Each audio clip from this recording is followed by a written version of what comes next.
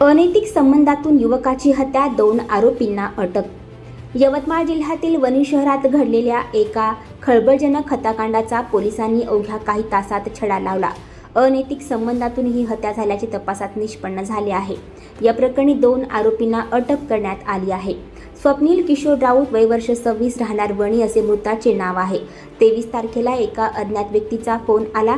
ठेकेदाराकडून पैसे आणायचे असल्याचे सांगून तो घराबाहेर पडला।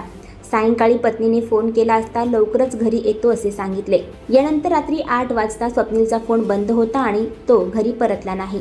दिनांक 24 ऑक्टोबरला सकाळी 6 वाजता कुटुंबियांनी त्याचा शोध सुरू केला। सायंकाळी 6 वाजताच्या सुमारास गजानन नगरी वडगाव टीप रोड वणी येथे एका मृतदेहाचा फोटो पाहिला असता तो स्वप्नीलचा असल्याचे निष्पन्न झाले।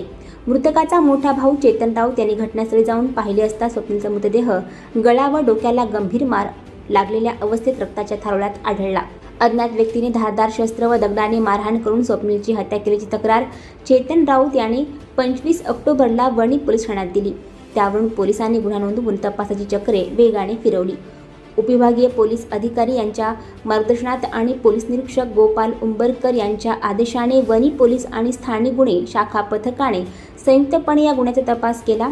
या पथकाने मृतकाच्या शेवटच्या हालचालींचा मागोवा घेतला।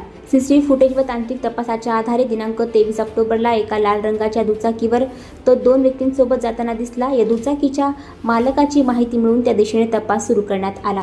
सखोल तपास आणि चौकशी अंती पोलिसांनी वणी तालुक्यातील वडजापूर येथील सोमेश रमेश टेकाम वय वर्ष 24 व सौरभ मारुती आत्रम वय वर्ष 27 या 2 मुख्य आरोपींना अटक केली आहे। आरोपींच्या चौकशीत ही हत्या अनैतिक संबंधातून झाल्याचे उघडकीस आले आहे। वणी पोलिसांनी वेगाने तपास करून या गंभीर गुन्ह्याची उकल केली। आणखी नवनवीन व्हिडिओ पाहण्यासाठी आताच आमच्या स्टार टीव्ही 9 चॅनलला सबस्क्राईब करा, लाईक करा, शेअर करा। Bureau report, star TV 9 Wani, Yavatmal.